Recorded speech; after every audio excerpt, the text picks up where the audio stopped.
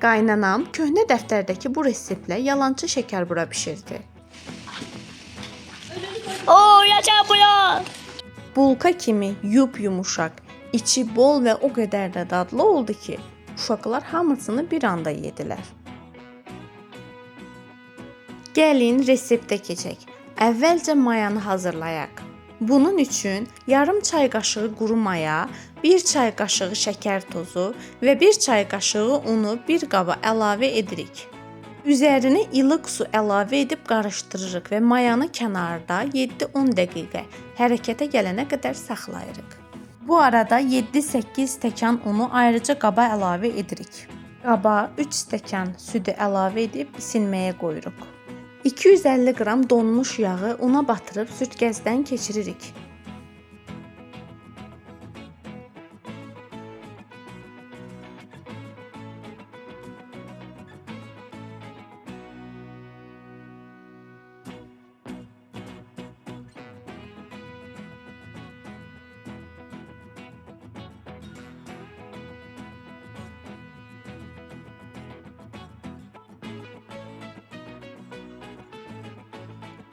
Unu və yağı bir-birinə yaxşıca qarışdırırıq.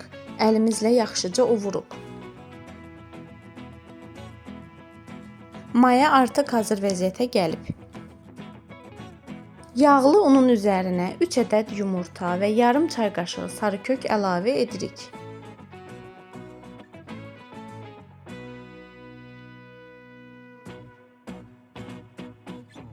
Mayanı və südü yavaş-yavaş tökərək xəmirimizi yoğururuq.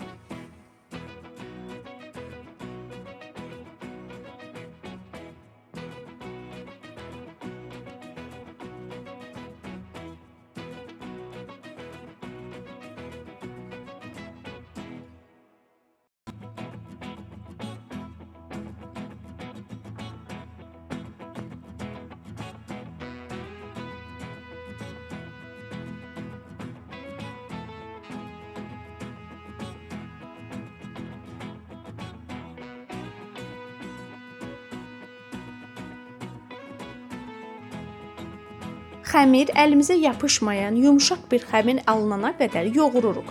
Lazım olarsa az-az un əlavə edə bilərsiniz.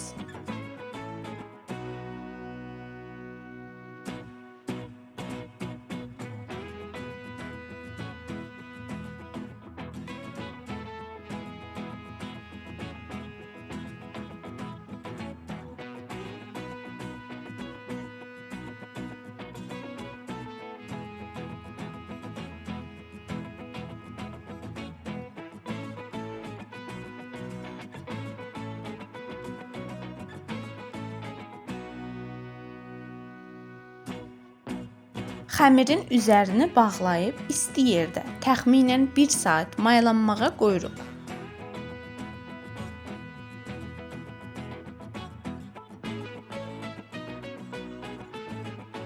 Xəmirimiz artıq mayalanıb.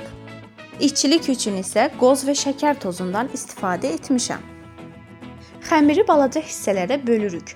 Bu xəmirdən təxminən 65 ədəd şəkərbura alındı.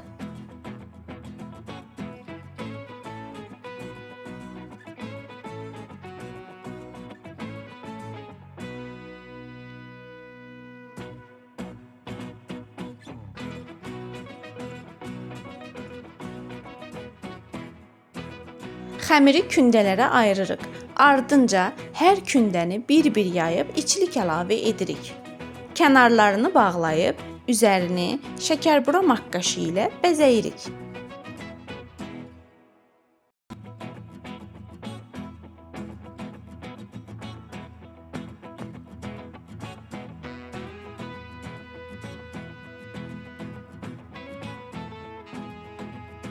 Şəkərbura bəzəməyi təəssüf ki, heç cür bacarmırıq.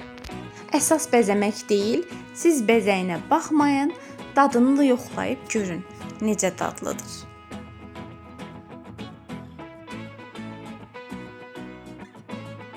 Şəkərburaları necə gəldi bəzədikdən sonra soba listinə düzürük və əvvəlcədən isidilmiş sobaya göndəririk.